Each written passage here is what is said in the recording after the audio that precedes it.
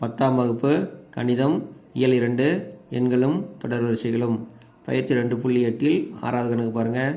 பின்வரும் தொடர்களின் எண் உறுப்புகள் வரை கூடுதல் காண்க. இதில் இரண்டாவது குறிப்பு மட்டும் பார்க்கலாம். சம் ஆஃப் n டேர்ம்ஸ், அதாவது Sn சமம் 3 கூட்டல் 33 கூட்டல் 333 கூட்டல் n உறுப்புகள் வரை கூடுதல் கண்டுபிடிக்கணும். இதில் 3 பொதுவாக இருக்குது, பொதுவாக 3 எடுத்து வெளியே எழுதிக்கிட்டோம். அடுத்த வரிசையில் என்ன செய்யணும் பாருங்கள், 9 பெருக்கி 9 வகுக்கணும். இதில் என்ன செய்யலாம் பாருங்கள், இந்த 9 ஒரு தொகுதியில் இருக்கிற 9 உள்ளே கொண்டு போய் பெருக்கிறேன். அப்போது 9 கூட்டல் 99 கூட்டல் 999 கிடைக்கும். இங்கே வெளியே பாருங்கள், ஓர் 3 3 9 சரியா. இப்போ 1/3 கிடச்சிரும். பெருக்கல் இந்த 9 எப்படி எழுதலாம், 10 - 1 எழுதலாம். 99 100 - 1 999 1000 - 1 எழுதலாம். இது வரைக்கும் n உறுப்புகள் வரைக்கும் இதே போல் எழுதிக்கணும் சரியா. அடுத்து 1/3 பெருக்கல் இதில் 10 100 1000 இதெல்லாம் தனியாக எடுத்து எழுதிக்கலாம். 10 கூட்டல் 100 கூட்டல் 1000 இதெல்லாம் எது வரைக்கும் எழுதுகிறோம், n உறுப்புகள் வரைக்கும் எழுதிக்கலாம் தனியாக. n உறுப்புகள் வரை எழுதியாச்சு. அடுத்து என்ன செய்கிறோம், ஒவ்வொரு உறுப்புலையும் பாருங்கள் -1 -1 -1 இருக்கா, மைனஸை பொது வெளியே எடுத்து எழுதிக்கலாம். அடுத்து 1 கூட்டல் 1 கூட்டல் 1 இதே போல் இது வரைக்கும் எழுதுகிறோம். n உறுப்புகள் வரைக்கும் எத்தனை உறுப்புகள் இருக்கோ அத்தனை உறுப்புகள் வரைக்கும் 1 வெளியே எடுத்து எழுதுகிறோம் சரியா.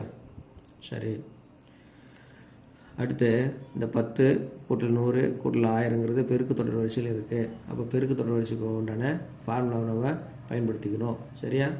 பாருங்கள், ஃபார்முலா என்ன, Sn சமம் a × r⁴n - 1/r - 1 இதுதான் பெருக்கு தொடர் வரிசைக்கு பெருக்கு தொடரை கூட்டுவதற்கு உண்டான ஃபார்முலா. இங்கே ஏங்கிறது என்ன பாருங்கள், ஏங்கிறது என்ன 10, ஏங்கிறது முதல் உறுப்பு 10.